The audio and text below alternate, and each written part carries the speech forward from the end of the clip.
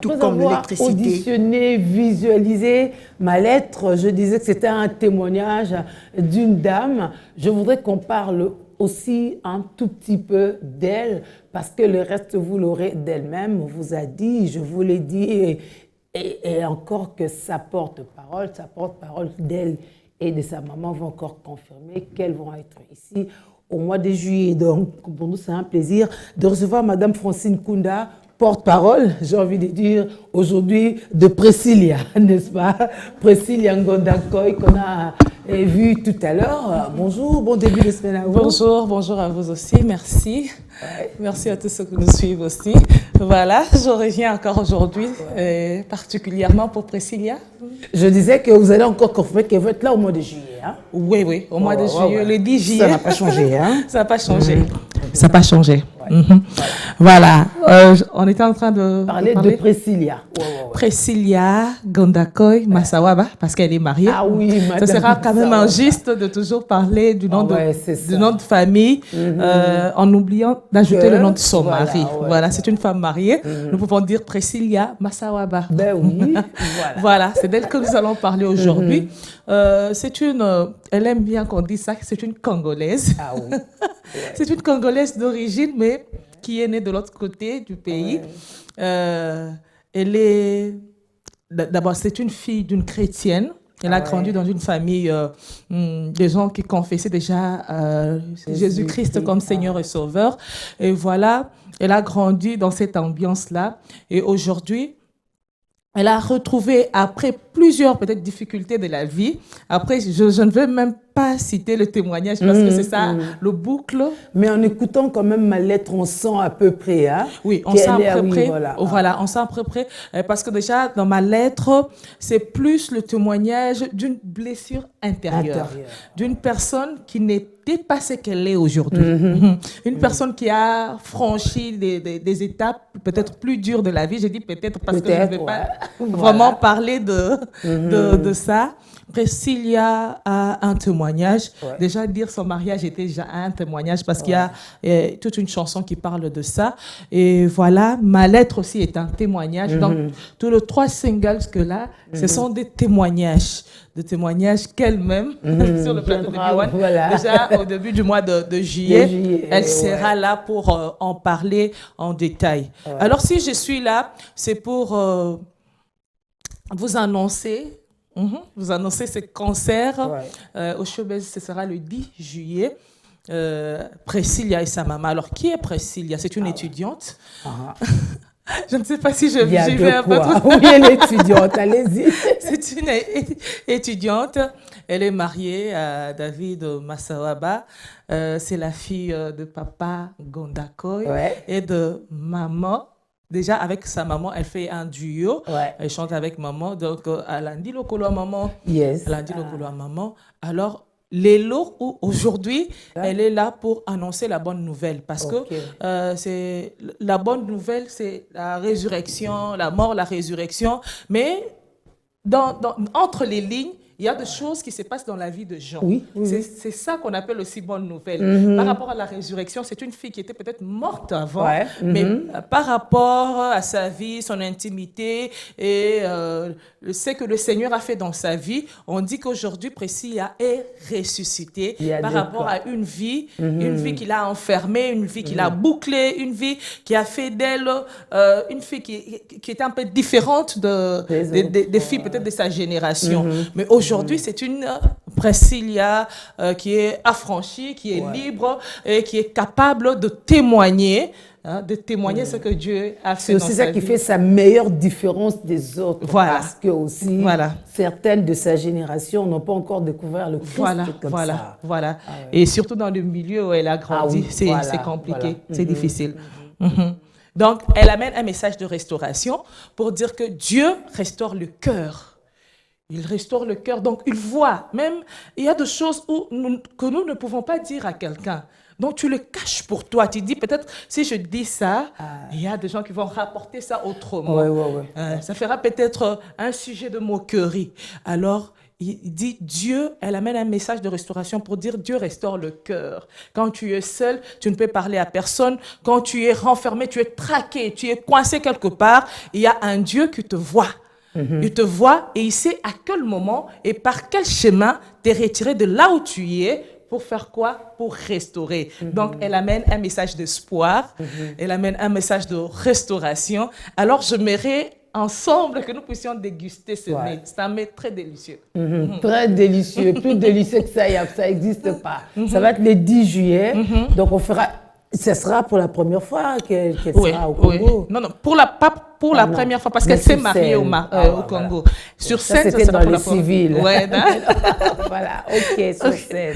Sur scène. Ah ouais, donc, ce sera le 10 juillet à Showbiz. En tout cas, vous êtes nos invités. Vous êtes nos invités. Déjà, l'invitation était ici. Je pense que l'invitation s'étend partout. Pour ceux qui nous suivent, je pense qu'il y aura des invitations. Il y aura les tickets. C'est juste 10 000 francs. Il y a Pamba. 10 000 francs, il y a Pamba. 10 000 francs. Bon, ok. Donc, tu peux commencer à épargner. Si tu n'arrives pas à épargner, Tinda, il y a une bonne caissière. Je fais très bien. Très bien. Je peux garder même 100 francs jusqu'à ce que Coca 10 000 francs pour ton ticket. Il faut nous rappeler le numéro de contact. Ok, c'est 081 329 60 05. 081 329 60 05. Voilà, c'est aussi simple, n'est-ce pas? Alors, le message du jour avant de nous dire au revoir. Oui, avant de dire au revoir, je lance cette invitation à toutes ces filles-là qui pensent que la vie se limite là. Il y a des problèmes partout. Précis, elle ne vit pas au Congo, elle vit très loin du Congo. Là, on pense que c'est l'Eldorado. Oui, je vais aller là-bas, tu vois. Ouais. Mais elle a eu d'autres problèmes, elle a eu des difficultés. C'est pour dire que Dieu voit au-delà de ce que nous pensons.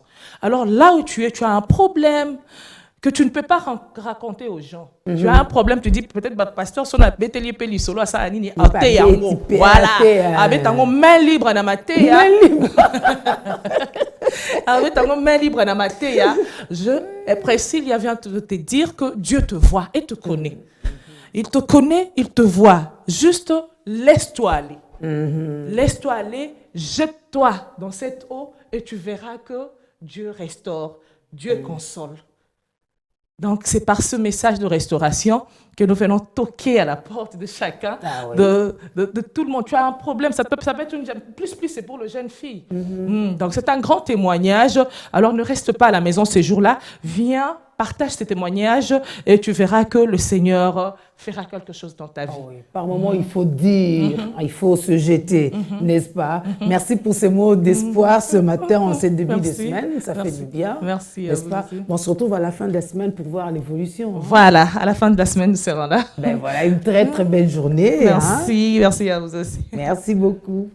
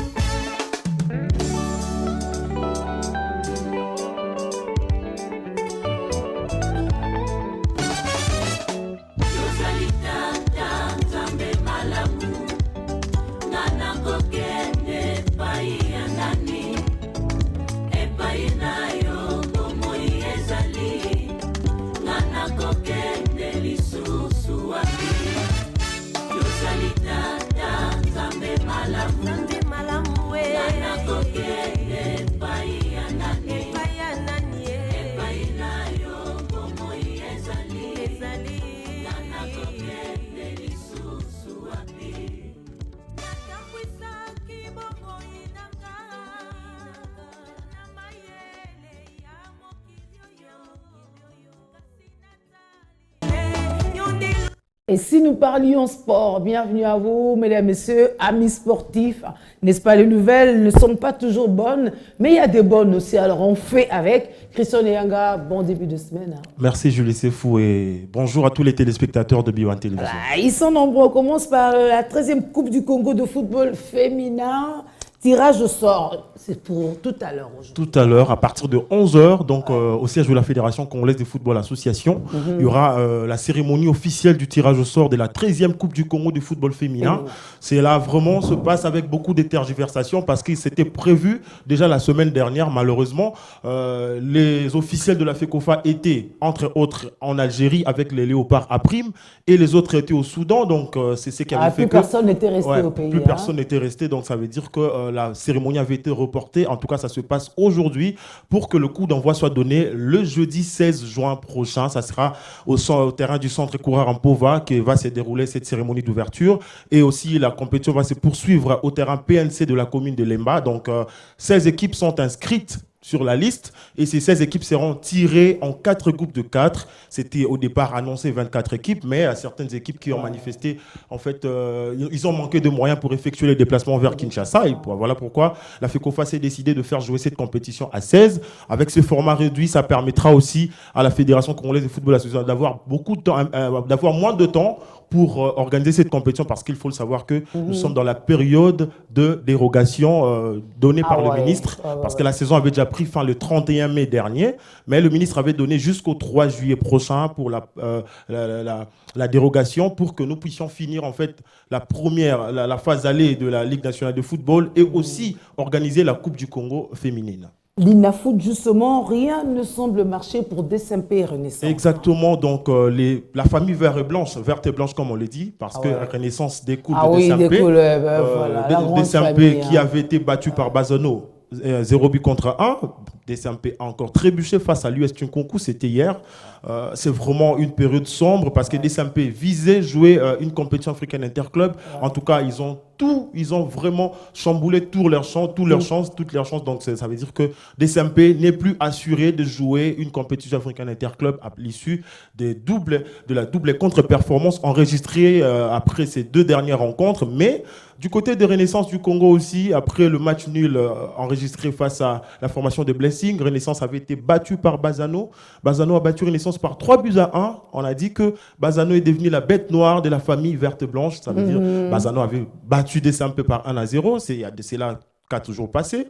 Et il y a Bazano encore qui a battu Renaissance par 3 buts à 1. Donc, c'est vraiment quelque chose de très, très, très dangereux pour le football quinois en particulier parce qu'il faut savoir que le championnat est mené par Mazembe qui est en première position, suivi des l'SV Club en deuxième position. Mais avec le même nombre de points, Mazembe dévance V Club par le nombre de buts marqués.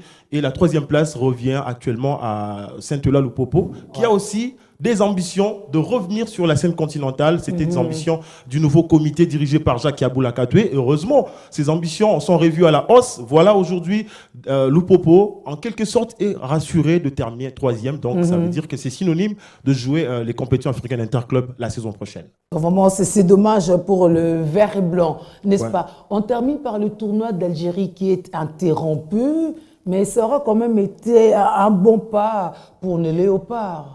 Exactement, donc c'était prévu du 6 au 13 juin courant. Malheureusement, cette compétition s'est arrêtée parce qu'il y avait eu une mort tragique d'un joueur. C'était par accident, c'était juste après le match Algérie-RDC.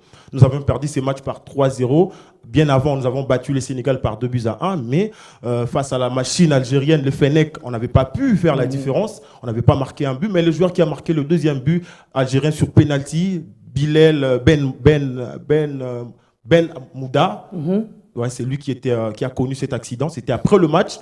Ses amis, ses coéquipiers ont pris le bus. Lui, il avait pris son véhicule et il est allé faire un accident. Donc, il est mort sur place. Donc, c'est vraiment une mort tragique. C'est ce qui a fait que la Fédération algérienne de football s'est décidée d'interrompre le tournoi. Mais ça s'est terminé sur une bonne note. En tout cas, nous allons développer ces informations dans notre journal des sports de 18h50. Mais en tout cas, sans transition, j'aimerais parler aussi de l'affaire Cooper. Dernièrement, le ministre des Sports avait donné un préavis de résiliation de contrat à Hector Cooper. Mais selon les indiscrétions, Hector Cooper ne partira plus parce qu'il a demandé les indemnités de $600,000. Donc, la République a constaté que c'est trop parce que... On constate, mais que disent le texte? En fait, le texte dit que lorsque vous limogez un entraîneur en plein contrat, vous devrez en principe l'indemniser, lui payer les salaires restants jusqu'à l'épurement de son contrat. Donc, l'épuisement de son contrat, à dater de ce jour-là jusqu'à l'épuisement de son contrat, et aussi les indemnités. Ça nous faisait combien ça fait de au mois, moins 600 000 $. Ah ouais. Donc son contrat devrait prendre fin au mois de mai prochain, au mois de mai 2023. Malheureusement. Donc on peut faire le garder jusqu'à mai 2023. On peut faire le garder, bien que ça va être quoi ces rapports avec les joueurs, avec bon, le problème en est que le football congolais a un sérieux problème. Le mal est profond. Ce n'est pas l'entraîneur. Je l'avais dit. Il y a mille et une façons de pousser l'entraîneur à la démission. Ce n'est pas de cette façon-là que les ministres avaient procédé. Il fallait en principe, lors de la double confrontation face à la Mauritanie, il fallait demander à l'entraîneur d'être là, mais de ne pas diriger le match. C'est ce qui va lui pousser à la démission. C'était une stratégie peut-être qu'il fallait utiliser. Malheureusement, on l'a donné un préavis de résiliation de contrat et lui, il a appelé son avocat. Ils se sont mis sur une table. Autour d'une table, ils ont discuté. Ils ont constaté que la République démocratique du Congo doit à l'entraîneur plus de 600 000 $ américains. C'est trop. Et lorsque un autre entraîneur viendra encore, la prime des signatures, la clause libératoire et tout ça, on peut arriver dans le million. Pour 2 individus, c'est vraiment un peu gaspillage. Alors qu'on n'arrive pas pour qu'un résultat. Il n'y a pas vraiment de résultat. Tel que le mal est profond, il faudrait d'abord trouver la solution au niveau de l'organe technique qui est la FECOFA. C'est la FECOFA qui doit revoir son système, réorganiser les choses pour que l'équipe nationale puisse encore revenir au top et avoir des résultats probants. Entre-temps, peut-être que le soir, vous répondrez si c'est vraiment au ministre de signer le contrat, parce qu'on dit c'est la FECOFA qui doit revoir, mais c'est le ministère qui signe. Ouais, c'est le ministère qui signe avec. Voilà. Donc c'est le gouvernement qui s'engage avec les sélectionneurs. Voilà. Alors donc le rendez-vous est pris pour 18h50. Demain également, on est ensemble avec Juvel Macheke, mercredi avec Patrick Osomba. Mercredi également, nous aurons le journal des sports et vendredi à 18h50. Sans oublier notre grand plateau de sport débat de chaque samedi à 9h. Voilà, merci beaucoup Christian Nyanga. Alors sans transition, madame, monsieur, on va parler de l'urbanisation et lotissement en République démocratique du Congo. C'est des sujets qui énervent. Oui, on parlait tout à l'heure des textes et tout. Est-ce que la République démocratique du Congo n'a pas des textes pour autant? Vous verrez probablement que si. Mais qu'est-ce qu'on fait exactement pour ne pas arriver au résultat escompté? On va essayer aujourd'hui de jeter juste le pont, vu le temps. Et puis voilà, à tout de suite.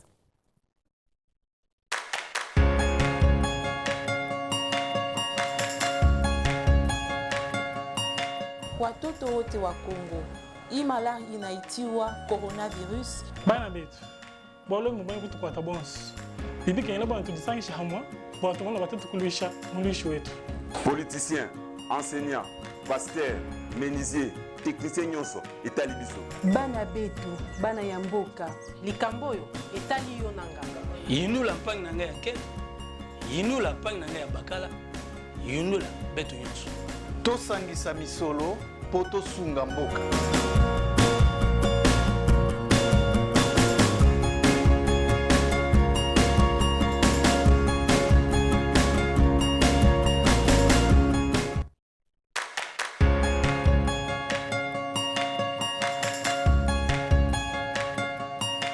Congolaises et Congolais.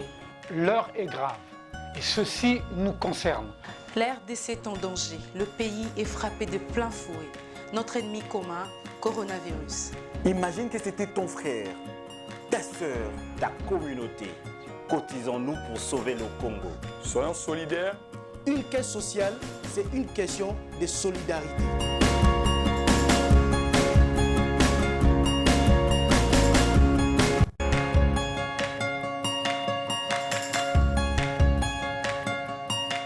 Congolaises et Congolais. L'heure est grave et ceci nous concerne. La RDC est en danger. Le pays est frappé de plein fouet. Notre ennemi commun, coronavirus. Imagine que c'était ton frère, ta sœur, ta communauté. Cotisons-nous pour sauver le Congo. Urbanisation et lotissement en République démocratique du Congo. On peut pas carrément parler de la République parce que finalement les problèmes semblent être les mêmes. C'est clair que même si vous n'avez jamais lu les textes, mais de vos yeux, vous voyez que ça ne va pas.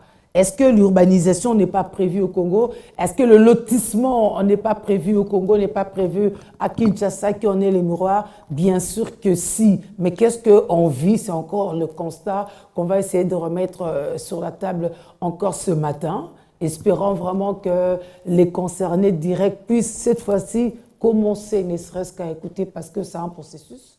Avoir quand même la profondeur du mal, c'est pas évident que du jour au lendemain, on change tout ça. Mais on peut commencer à revoir, parce que moi je prends quand même comme le dernier cas en date, déjà en vous saluant, Pascal, bonjour. Bonjour. Boaz, bienvenue. Merci beaucoup. Je prends quand même le dernier cas en date, ça va être la zone économique. Oui. N'est-ce pas, oui. De Maluku. Donc, on avait laissé les gens construire, enfin, pas laisser les gens construire, les gens payent, n'est-ce pas? Oui. Ils s'octroient des terrains, ils ont des numéros et tout ça. Bon, finalement, l'État se réveille pour dire, ah, là-bas, on peut mettre des industries, hein. Qu'est-ce qu'on fait? Il faut désintéresser les gens. Ça, c'est l'État qui dit. Oui. J'ai désintéressé 188 personnes, il ne reste plus que 4 personnes, mais avec les 4 personnes, ils ont quand même mal en pâtir, hein, parce qu'il a fallu que toute une délégation de gouvernement aille là-bas, sur le lieu, pour voir dans quelles mesures négocier avec les 4 derniers occupants jusqu'au ministre, à la ministre de la Justice, parce que celui des Affaires foncières dit qu'il y aura 0 conflit sur cette zone-là. Ben maintenant, la justice doit voir comment on fait pour régler l'affaire à l'amiable. Bon, l'industrie se frotte les mains parce qu'on va voir Pepsi, on va voir cela, oui, parce que bon, on va faire développer les pays. Alors, c'est parmi les questions qui remettent justement sur le tapis cette problématique, j'ai envie de dire, de l'urbanisation et de lotissement en République démocratique du Congo. Pascal est l'expert aujourd'hui avec beaucoup de textes. Hein, oui.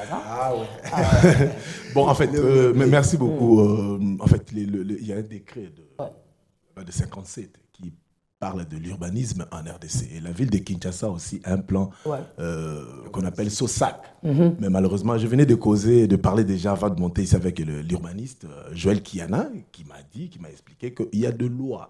Mais le mal est qu'en RDC, le texte n'est pas respecté. Et il me parle même d'une route qui doit aller au niveau de Pongabi, qui doit aller jusque le port de Baramoto. Mais il y a une maison qu'on est en train de construire quelque part. Donc, le plan de la ville n'est pas respecté. Et en fait, il y a aussi un autre élément. Lorsqu'il y a des concessions, il y a lotissement. On a de distribuer les parcelles. Mais comment doit se faire, bien se réaliser ces lotissements? On mesure les parcelles pendant 30 sur 30, mais il faudra qu'il y ait de routes. Oui, il faudrait tracer. Surtout lorsqu'il s'agit même pire, lorsqu'il s'agit vraiment des espaces non lotis au préalable gros, vous précisez même, c'est où qu'il y aura l'espace vert, le centre de santé, vous le prévoyez où, l'école éventuellement. Les lieux de divertissement, tout est prévu. Mais malheureusement, qu'est-ce qui se passe? Vous verrez dans nos routes ici à Kinshasa, généralement, là où les câbles de la Seine doivent passer, on ne sait pas. Là, les tuyaux de la régie ont passé, on ne sait pas. Là où peut-être il faut lancer le macadam, on ne sait pas. C'est-à-dire que tout est rétréci, l'occupation vient des avenues disparues comme ça, en cul de sac, parce qu'un officiel est venu, il a pris l'espace, lui barre là, la route va se terminer là, chez lui. L'occupation, premièrement, et la planification après. Donc, l'occupation, tout d'abord, c'est le désordre, les gens occupent la concession. Pourtant, ce n'est pas ce que disent les textes. Oui, non, ce n'est pas ça. Parce que chez nous, l'État vient en aval. Ah non, oui. C'est-à-dire que c'est ça le réel problème, le plus grand problème qu'il y a ici dans notre pays. Nous occupons anarchiquement et la planification vient après. Et alors qu'il y a les services de l'État qui doivent prévenir, même en parlant avec l'urbaniste Joël Kiana, il me dit, même les permis de construire. Là, quand vous sollicitez les permis de construire, mais celui qui veut vous donner le permis, établir le permis, il doit vérifier si votre ouvrage ne va-t-il pas violer le plan urbanistique même de la ville de Kinshasa. Mais tout ça est foulé aux pieds, on construit comme ça. Maintenant, moi, je me dis que... On donne les permis dans des bureaux ou sous des arbres, on ne connaît même pas où est-ce qu'on va construire. Moyennant chop-chop, c'est ça le plus grand problème. Et les experts à la matière ne sont pas aussi écoutés. Là, il faut qu'on les dise. Il y a des urbanistes. Il y en a beaucoup. D'ailleurs, on venait même de perdre... D'autres bouffent déjà. On venait même de perdre. Il y a une dame, Alice Anna Koba, qui vient de partir, une dame. Des experts, il y en a. C'est-à-dire qu'aujourd'hui, il faudra recourir aux experts et faire respecter les normes à la matière. En tout cas, la prochaine fois qu'il y aura l'expert, je lui poserai la question parce que j'ai appris, et ça paraît vraiment plausible, que lorsqu'ils viennent justement pour faire tous ces traçages-là, ils ont droit à 30% de l'espace. Je me demande quel est ce texte de loi. Quel est ce texte de loi aussi? C'est ça être expert au Congo. Moi, je pense que, si je puis, au Congo, on a un problème. Le problème remonte au fait que l'État ne s'affirme pas. L'État est absent. On a dit plusieurs fois ici que l'État était en état comateux et l'État dormait. On a tout dit sur l'État. Mais le problème, c'est aussi que l'État, on n'a plus la confiance. On ne fait plus confiance à l'État. Et l'État, les représentants de l'État, eux aussi ne s'occupent pas des administrés. Pour beaucoup de sujets, lorsque nous y revenons, nous sommes autour de presque la même pensée. On se rend facilement compte que le secteur n'est pas administré. Le secteur n'est pas administré. Parce que lorsque, par exemple, les gens achètent, comme on a dit, il y a des terres qui sont disposées pour faire des champs. Il y a des terres qui sont où on ne peut pas lotir. Il y a de l'eau. Il y a, je crois, quelques années, une maison en étage, c'était enfoncé, je crois, du côté... de GB. GB, mais aussi vers Ista. Aussi, il y avait une maison entière qui s'était enfoncée. Les gens ont entendu un petit bruit, pom, whoop, et puis ils étaient dans la maison. Ils se sont rendus compte que le bâtiment avait fait un mouvement comme dans l'ascenseur. Et ceux qui étaient au premier niveau... Vous étiez au 8e niveau, pouvez vous retrouver au rez-de-chaussée. Ceux qui étaient les autres un peu plus bas. Ceux qui étaient là maintenant étaient enfoncés. Que faire? Casser combien de niveaux vers le bas pour sortir les familles qui étaient enfoncées? Tout ça parce que quelquefois, les gens usent de beaucoup de relations. On lui dit que cette terre n'est pas une terre exploitable. Cette terre, on voit beaucoup de personnes. Dernièrement, on a fait un travail où on est allé pas loin d'ici, vers Upen, là, la nouvelle route qu'on a construite là. Il y avait une érosion et une dame, le mari d'une dame avait construit juste à côté. En fait, à l'époque où il construisait, il n'y avait pas cette érosion. Mais seulement, il était reconnu que cette terre ne pouvait pas supporter autant de bâtiments. Ainsi on a juste anticipé aussi le dégât. Eux, ils se sont dit, bon, c'est une terre... En fait, le Congolais ne voit plus le risque. On peut lui dire que cette terre-là n'est pas bonne. Et puis, il se dit, bon, moi, je m'en fous du moment où c'est moins cher. Parce qu'il y a cet acharnement. Le vendeur qui te dit, il donne encore $1000. Aujourd'hui, 60. Alors lui se dit, autant que je prenne, parce que $1000, tu vois, à un moment, on ne croit plus en la science, on ne croit plus en ce qu'on dit. Les techniciens ont vu, ils ont palpé, ils ont dit non, ici, autant Bossala Bilanga, parce que vous avez moins de risques. Lorsque vous n'êtes pas là, même si quelque chose arrive, souvent vous n'êtes pas là. Mais vous venez vous récolter, vous venez vous semer, vous venez vous arroser, mais vous vous dites non, on veut construire la lotir, être là tous les jours. Et ce poids-là, quand les pluies viennent, il y a de ces terres qui n'arrivent pas à résister à la pluie. Et vous allez voir, c'est comme ça qu'ils ont connu l'érosion. Et son mari, qui était déjà retraité, voyant sa maison qu'il avait construite, la maison de sa vie, disons, partir, le monsieur, il a piqué une crise, le monsieur, il est mort. Il est mort, et maintenant, l'État ne sait pas sur quelle mesure indemniser la personne, parce que la personne dit, mais l'État, mais je pense que du côté de l'État, ils se disent aussi que malgré oui, mais revenons sur l'État, parce que souvent, on a aussi tendance à les dédouaner. Moi, je vais prendre l'exemple de la commune de Mongafou, là, par exemple. Normalement, Mongafou, là, à 90%, c'est un espace non édificant. Mais aujourd'hui, Mongafou est tellement habité, c'est parmi aussi les coins où les loyers quand même alléchants, n'est-ce pas, des espaces sont un peu plus consistants. Mais les gens sont en danger permanent. Mais on leur octroie des titres. C'est ça le problème de la République. Quand on parle de lotissement, l'État vient et distribue des parcelles, mais l'État doit aussi réaliser les routes.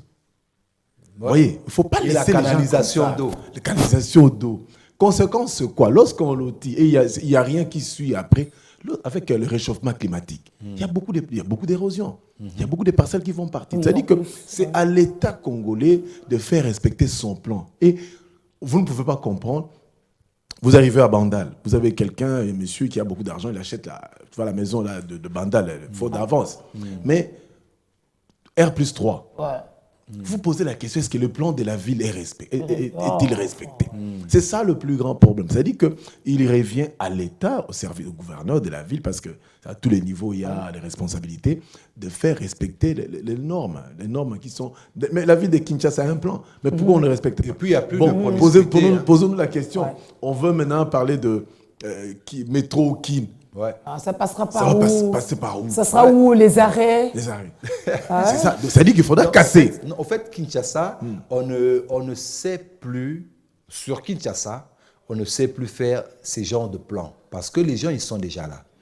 En fait, ce qu'il faut faire, il faut pousser la ville un tout petit peu sur l'un des deux côtés, l'un des deux flancs, et de là maintenant, construire de façon urbanistique. Mais il faut que l'État se ressaisisse maintenant, parce que l'autre côté, justement, on avait tendance à penser que la ville pouvait aller. Aujourd'hui, déjà, à partir de Biboué, vous vous rendez compte que ce sont les mêmes tares qu'on décrit ici, qui ont été transposés. Et de l'autre côté, avec tous les embouteillages, le désordre qui va avec, qu'est-ce qu'on fera? On pensait aller vers Maluku, mais qu'est-ce qu'il y a là-bas? L'État aurait dû déjà prévenir en ce moment, déjà faire ces lotissements. Et maintenant, lorsque les individus viendront pour acheter, ils trouveront des espaces déjà bien aménagés, ils feraient avec. Or, ce n'est toujours pas le cas. Oui, le souci, moi je crois que le grand souci avec l'État congolais, c'est qu'on dit l'homme prudent voit le mal de loin, il s'en écarte. L'État congolais ne voit pas le mal de loin. On est trop dans le mimétisme. On est trop dans, quand on dit singerie, singer, hein, pour qu'on comprenne bien mon mot. On veut beaucoup singer, on veut beaucoup copier, mais on ne veut pas dévancer. L'homme intelligent, l'homme intellectuel, c'est celui qui solutionne, celui qui trouve des solutions aux problèmes. Mais nous, on nous brandit des gros diplômes, mais en termes de solutionnement des problèmes, les gens, ils ne solutionnent rien. Les gens, ils ne solutionnent rien. Parce que lorsqu'on se dit que les gens veulent acheter maintenant à tel endroit, ben maintenant, c'est à l'État d'aller le premier, étudier le sol, savoir que sur tel sol, ça va, sur tel sol, ça va pas. Bon, vu la qualité du sol, on veut quand même être une ville, pas 2 niveaux, pas 3 niveaux. Il y a des pays en Europe où vous n'avez pas des trucs en étage partout. À Washington, D.C. Tu vois, alors que c'est même aux États-Unis. Il y a des villes aux États-Unis où vous avez que des gratte-ciel. Voilà, mais il y a aussi des villes où vous voyez que les gens sont... il n'y a pas ces gratte-ciel, il n'y a pas. Et on va vous dire que c'est la ville, c'est comme ça, c'est la terre qui nous oblige. Cette terre, on ne peut pas. Mais même la beauté aussi de la ville, parce que c'est ça, l'urbanisme, on ne même sait le style. Quelle figure on a comme forme géométrique. Pour ceux qui sont passés à l'école, parce que vraiment, il y a des trapèzes, il y a des parallélépipèdes, il y a des triangles. Il y a tout. Il y a tout sauf rien, finalement. On prend la pub, hein. On était sur des formes des maisons, des parcelles, pour ne même pas rappeler le système de kata-kata, des gilettes et tout, des gens qui vendent aujourd'hui 3 mètres sur 5, c'est une parcelle. Hein, il y a une clôture, 15 sur 10 il y a déjà. le parking, il y a tout, 100 caves, mais il y a tout cet espace-là. Mais l'État encourage ça parce qu'on va finalement se faire enregistrer, on va mettre de l'eau, on va mettre de l'électricité, et puis voilà. C'est ça le problème. En réalité, vous voyez les villes telles qu'on sait. Les villes avant, même aux États-Unis, ça suivait le chemin de fer. Parce que le commerce suit les chemins de fer. Les gens, ont soit la route. Donc, dès qu'il y a une route, les paysans, les villageois viennent souvent vers la route parce qu'il y a des camions qui passent, parce qu'ils peuvent acheter la marchandise, parce qu'ils peuvent vendre la marchandise, parce qu'ils veulent créer des dépôts, parce qu'il y a la route.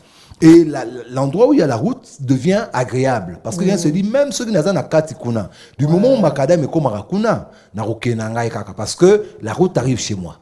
Et la route dit la lumière, on voit que, bon voilà, il n'y a plus de danger, il y a des postes de police, on voit tout ça, ça fonctionne dans l'esprit de l'administrateur. Donc lui doit se dire, là où je vais, je place mes routes. Jusque-là, il faut que ça aille. Je place les canalisations. Jusque-là, il faut que ça aille. Parce que tout ça, on compte avec l'amélioration des rapports sociaux en préservant l'environnement. Exactement. Et puis, ça valorise les terrains. Voilà. Parce que, vous verrez aujourd'hui, on n'a pas le même prix. Celui qui est juste sur la grande route Matadi ici, route de Matadi, n'est pas comme celui qui est au-dedans. Même si l'autre a aussi la route. Parce que celui-ci se dit, je suis sur la grande route, donc j'ai la facilité, je sors 2 pas, je prends mon transport. Donc, la parcelle même prend de la valeur. Donc, lorsqu'on met les routes, lorsqu'on met des dispositions, en ce moment-là, les valeurs, les parcelles vont prendre de la valeur et en même temps, les gens vont venir. Il ne faut même pas se dire, est-ce que les gens vont venir? Non. Dès que la route passe par là, les gens vont se presser à une vitesse que vous n'avez pas idée. Parce qu'on dit seulement que l'eau, le courant, la route est là. Vous allez même, vous ne saurez plus comment encaisser l'argent des terrains que vous voulez vendre. Parce que c'est déjà habitable. Parce que c'est déjà consommable. Alors, au lieu que les gens cassent les caisses de l'État pour racheter les parcelles des anciens Mobutistes ou des anciens Kabylistes, c'est mieux d'aller lotir et construire là où on peut avoir une meilleure vie. Et puis, plus il y a cette promiscuité-là, plus il y a cet imbroglio, on est trop serré, on étouffe. Et bien, même la respiration, même l'air, même la quantité de véhicules qui doivent rouler ici. On a parlé même lui-même l'État. On lui demande souvent la décentralisation. Même à Kinshasa, la décentralisation des services de l'État. Ça n'existe pas. Parce que tout le monde doit aller vers la ville. Tout le monde doit aller vers l'hôtel de ville. Tout le monde doit toquer là-bas, voir le soldat de l'hôtel de ville. Alors qu'il y a des choses qu'on peut faire ici à Selembaou, on peut faire à Mongafula. Donc l'État ne travaille pas dans l'esprit de prévoir et de déconcentrer. L'État veut tout concentrer, tout maîtriser et tout gérer direct à caisse centrale. Et c'est comme ça que vous verrez, vu aussi qu'il y a cette façon de faire, ceux qui sont, tout le monde, même dans les entreprises, veulent être au siège. Vous voyez, cette mentalité de la centralisation. Pour avoir le réel aperçu global. Oui. Tout le monde se dit même, dans notre pensée même, Ngaï, dans une promotion, il faut un siège. Parce qu'on se dit que tout est ici, on sert ici, on mange ici, et lorsqu'il y a quelques os de ceux qui se plaignent, on leur jette les os et le plus rapide ramasse le plus gros morceau. Et c'est comme ça que le Congo maintenant ne fonctionne pas bien. Si on décentralise, vous verrez qu'un homme riche, un homme vraiment riche, surtout on voit en Europe, les hommes riches, ils vont dans la campagne, là au fond. Il va construire une belle maison dans un coin où il a un terrain bien, où il fait frais, il fait beau. C'est là qu'il va passer ses vacances. Il peut manger ce que lui-même plante et tout ça. Exactement, il a l'air frais, il peut penser, il peut réfléchir. Il y a aussi ce cynisme que Boaz n'a pas encore dit par rapport au volcan au niveau de Goma. Les gens ont vendu des terrains. On peut dire, est-ce qu'on peut lotir non loin d'un volcan? Et ça va être la énième fois. Il y a quelqu'un qui a vendu. vendu. Ça va être la énième fois. C'est de l'inconscience. Alors qu'on a démontré à plusieurs reprises que ce terrain-là est bon pour l'agriculture. Faisons l'agriculture parce qu'on y va et on rentre chez soi, mais on préfère là. Et en plus, Goma, en fait, moi je pense que les zones comme ça, là, parce que le Congo ne s'arrête pas à Kin. Ce qui est vrai. Souvent, on a eu un monsieur qui nous a reproché qu'on pense, Kinois, voilà, on est totalement pensant Kin. Mais ce qui est vrai, même des endroits comme Goma, c'est un endroit touristique de grande valeur. Vous voyez, vous pouvez vous dire, écoutez, on construit en matériel qui ne va pas beaucoup coûter, qui permettra juste aux gens de venir, de prendre des photos, de faire des clips vidéo, de faire des publicités, de rencontrer la flore, la faune, et après, les villes sont beaucoup plus loin. Créer des zones de canalisation, de quand ces volcans-là sont en éruption. Eric, au lieu de ça, on laisse les gens vivre. Cette problématique, l'urbanisme et le lotissement, ça pose le problème de la gestion même de la ville. Et même de l'État.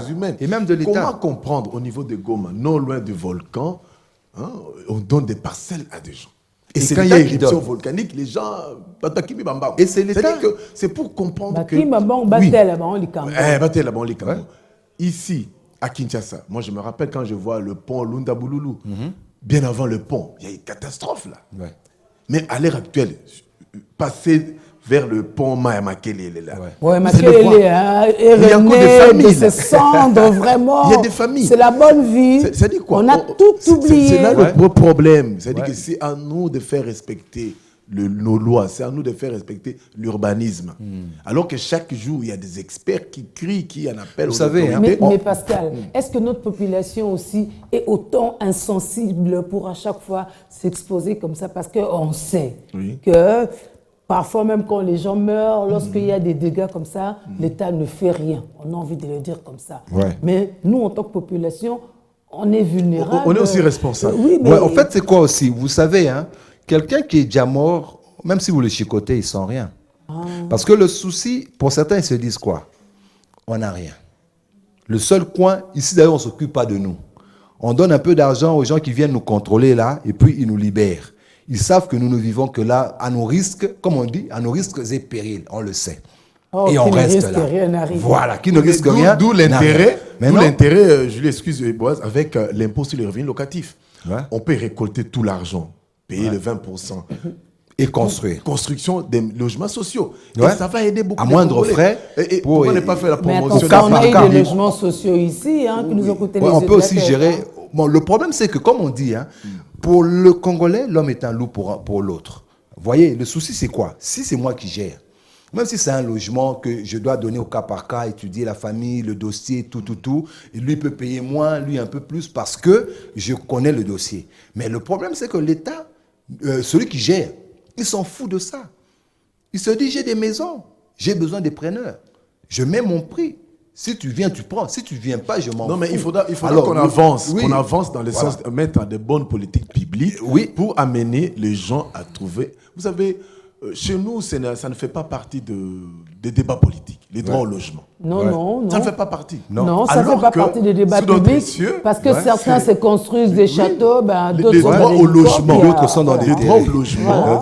Nos politiciens devaient réfléchir là-dessus. Nous pensons qu'on peut recourir aux impôts. En dehors de la fantaisie, quand on vous dit le loyer, la garantie locative ne peut pas dépasser autant de mois, voici pour des zones, le plafond, alors que ces gens ne doivent rien à l'État, donc par conséquent, ils se comportent. C'est un peu ça. Donc si l'État, les politiciens, les députés peuvent encourager les initiatives parlementaires dans le sens de promouvoir les logements sociaux en RDC, parce que tous ces gens-là qui logent le long de rails, le long de rivières, mais qu'est-ce qui leur manque? Parce qu'ils n'ont pas assez de moyens pour trouver un logement décent. Mais si l'État vous décourage de construire ici, allez-y habiter une maison de 3 chambres, salon, cuisine, vers Mitendi, vers Kassangoulou.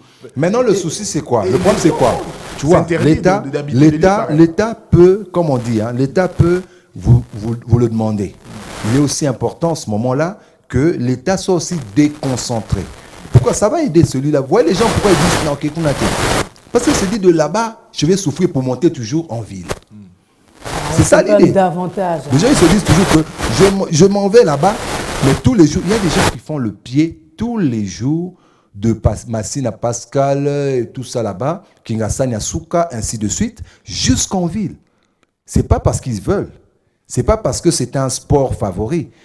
Non, c'est parce que ils sont dans des conditions telles qu'ils se disent, moi, vu ce que je gagne, vu comment je vis, et là où je suis allé là-bas d'ailleurs, c'était pour avoir une maison un peu moins chère. Mais j'en peine, j'en souffre, parce que tous les jours, je me réveille à 4 heures et je commence le sport jusqu'en ville. Et lorsqu'il quitte à 16 heures, il reprend ce même sport jusqu'à la maison. Vous voyez?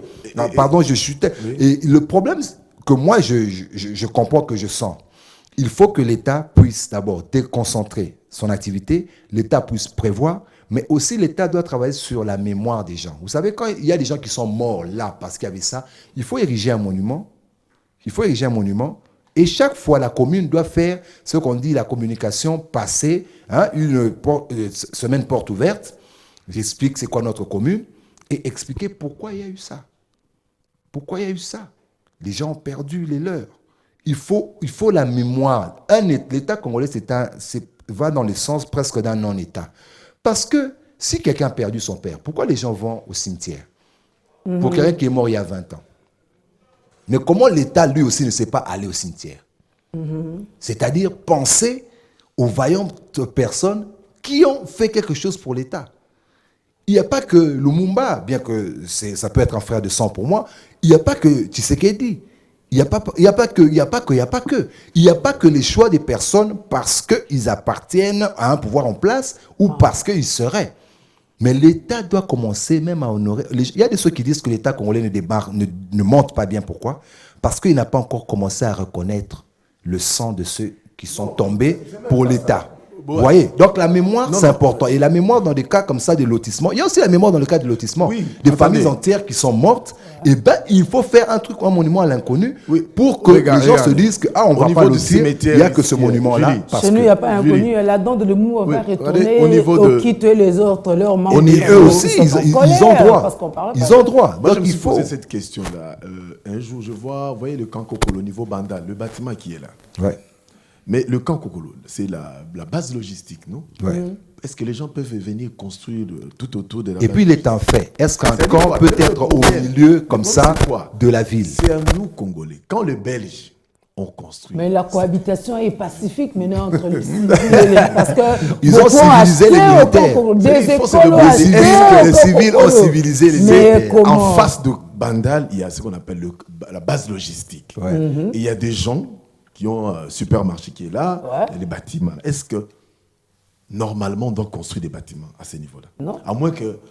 Il y a des affectations. Non, la base, Pascal, il y a un problème. Non, ça dit quoi? À l'époque, comprendre quand vous dites l'État. Il est aussi une question d'époque. Là même, Pascal, il est aussi une question d'époque. Lorsque le Blanc construit une petite ville, là où il dispose, par exemple, les camps et tout ça, c'était encore façon dans les extrêmes. Non, moi je parle. Mais maintenant, aujourd'hui, on a entouré le camp. En fait, la plupart de nos camps ne peuvent pas rester là où ils sont.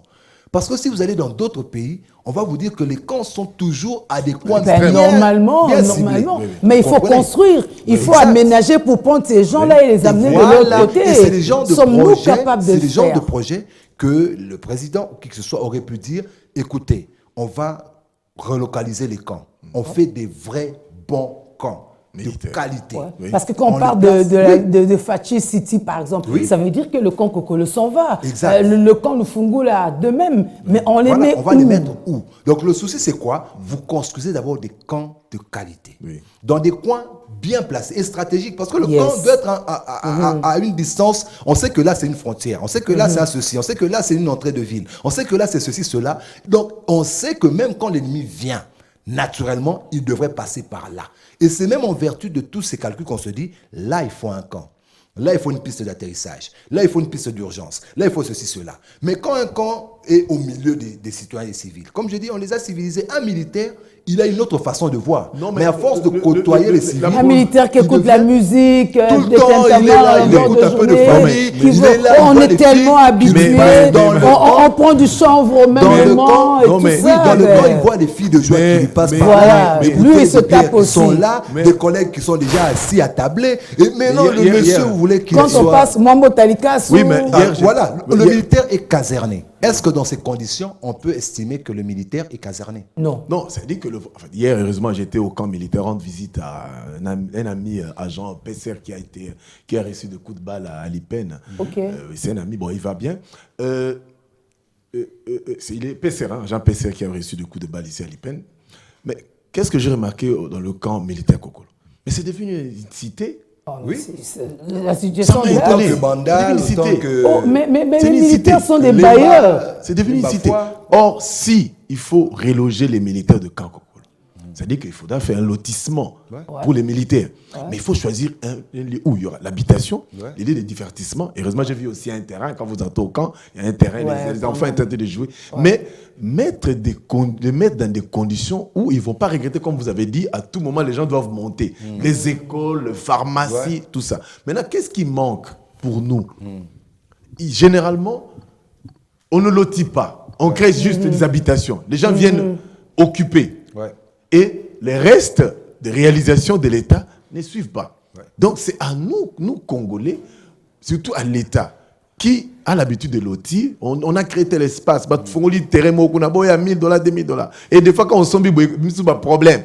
Et ce n'est pas l'État qui a vendu, c'est un chef coutumier qui a vendu. Donc, c'est à l'État de formaliser tout ça. Or, nous avons tous ces services-là. Les lois sont là dans notre pays.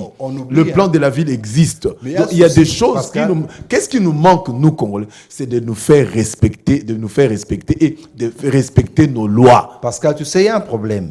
Vous voyez, lorsque l'État est absent, c'est le droit coutumier qui prend la force.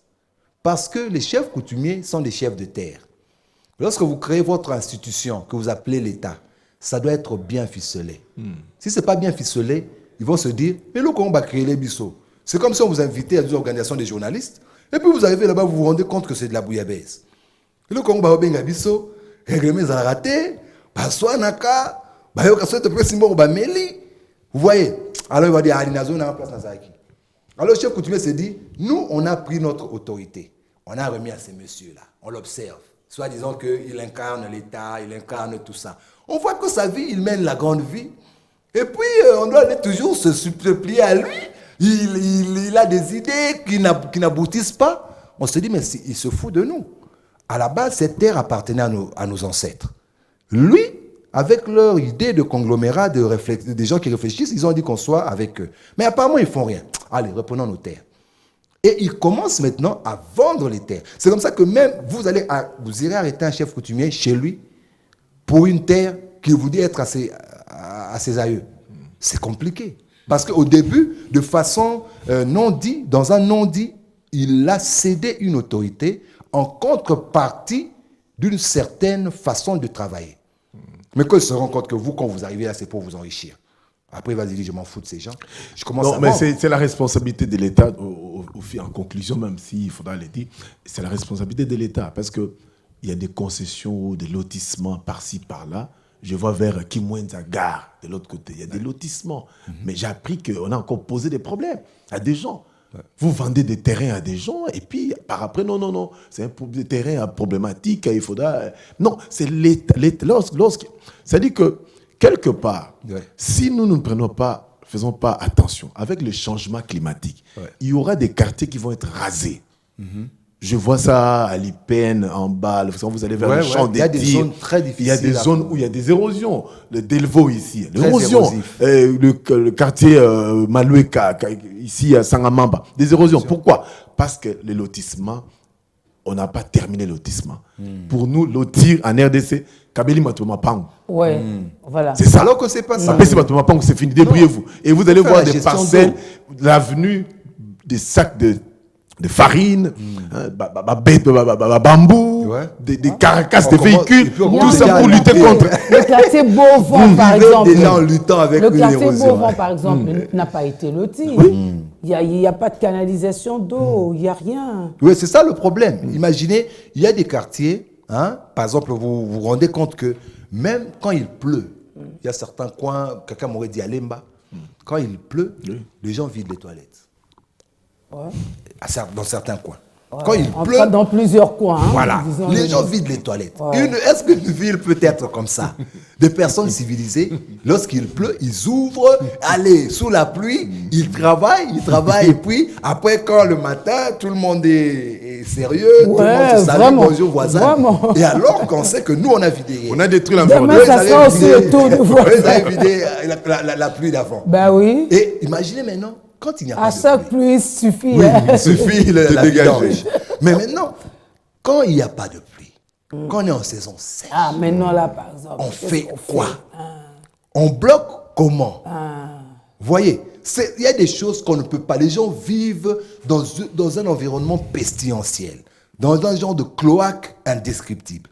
Et ils y restent parce qu'ils ne peuvent pas avoir autre. Non, c'est la responsabilité de l'État de doter. Ils ne peuvent pas avoir mieux. Le Congo. Vous voyez, l'État, si on doit vraiment éventrer le bois, l'État a tellement de problèmes. Au Congo, l'État doit être un État qui doit être très social. Parce qu'il n'arrive pas à donner le travail à beaucoup de gens. Les gens atteignent 30, 40, 50 ans chez les parents, avec des diplômes. Zéro expérience avec la volonté, professionnelle. Jamais travaillé. L'État n'a rien motivé toute sa vie. Où il s'est dit même à une époque, on m'avait appelé, et puis j'étais allé, l'État nous avait appelé, et on a travaillé. Ça renforce le tribalisme.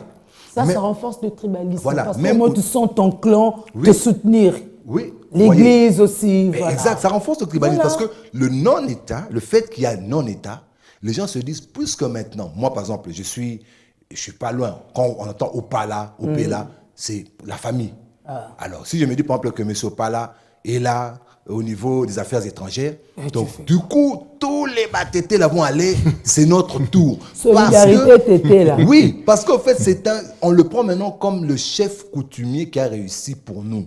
Donc, tous ceux qui sortent, ils vont s'occuper de la tribu. Ils ne vont pas s'occuper de l'État. On a des dirigeants qui s'occupent plus de leur base. Cette tribu devient une base électorale.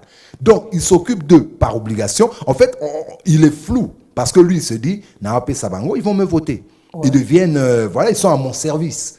Quand j'ai le pouvoir, je dois leur donner. Je vais aller chez les chefs coutumiers, je vais leur donner. Ils vont me donner leurs enfants qui n'ont pas étudié quelquefois, qui n'ont pas fait même primaire, pour certains. Il dit, lui, c'est mon fils aîné, Lukelaï Moussala Moko. Et ce fils aîné va devenir chef de bureau. Et chef de bureau qu'il est, il ne sait peut-être pas écrire la lettre. Il ne sait peut-être pas dire quoi que ce soit. Et puisque c'est un homme coutumier, Donc, si tu essaies de l'évincer sur ce poste-là, il y a le monde mystique qui va vous visiter. Oui, mais parce que lui, il s'y connaît en termes de monde mystique. Tu découvres qu'il ne sait pas écrire avec le stylo et tu veux le combattre. Mais moi, je pense que... Demain, toi, tu as ton bassou. Madame Julie. Demain, toi, tu ne sais pas aller au travail. Je pense que... reste là sans savoir écrire la lettre. Je pense qu'avec le projet de 145 territoires, il est temps de reconstruire notre pays. Ouais. Il est temps de reconstruire notre pays. Il faut rebâtir l'État. Le plan locaux normal, de plans qui vont répondre vraiment à que nous sommes un pays en voie de développement. Ouais. On ne doit plus continuer à distribuer. Pourtant, il n'y a pas encore de traçage. Hein. Là, on sait qu'on va mettre des hôpitaux, des bâtiments peut-être administratifs. Mais le reste, là, lotissement, on doit construire des villages. Permettre d'urbaniser, ça, ce n'est pas prévu. Construire des villages, construire des villes, construire des territoires. C'est ça l'objectif pour qu'on soit demain un pays développé. Parce que s'il y a un danger que nous courons, un mauvais lotissement avec le changement climatique, tant que vous allez voir des quartiers partir. Oui, mais il y a une idée aussi, vous savez, hein, dans un pays très responsable, même le village, quand vous avez dit village, ça m'a vraiment inspiré. Il y a des pays où, pour certains cas, pour certains coins, on laisse les villages tels quels. Tu vois la forme de village là, comme c'est à l'ancienne. Comment il faut les moderniser. Pour des besoins culturels, on laisse, l'État prend en charge de vous laisser une portion de la vie qui existait avant. Pour que les enfants, quand ils y vont, ils se disent « Ah, c'était comme ça. Bazala Kiboy. » Même ça, c'est dans la... On n'en est même pas encore arrivé là. Nous, aujourd'hui, on se dit quoi? Gratte-ciel comme le blanc. Qui te dit que le gratte-ciel, c'est ça la réussite dans le développement? C'est pas ça la réussite dans le développement. Nous, on n'a même pas le planning familial normal. On ne sait même pas dire à quelqu'un, écoute, dans l'éducation, hein, vu comment l'État va, vu comment les terres sont, dans tant d'années, on sera plein. On sera vraiment plein. L'État n'a même pas ce calcul en lui. Dans tant d'années, on sera plein partout. Alors, pour que le Congolais ne soit pas plein partout, vu la mortalité, la natalité, on peut se dire, on gère de telle façon pour qu'on soit toujours constamment un nombre assez raisonnable. Mais les gens, tu vas voir quelqu'un qui ne travaille pas, mais il a 10 enfants. Il a 10 pauvres personnes entre ses mains. Vous voyez? Et lui qui a des millions au niveau de l'État, il a 2 enfants. Mais il n'arrête pas de casser la caisse. Voilà. Vous voyez? Quelqu'un qui a 2 enfants n'arrête pas de casser la caisse et de détruire l'État.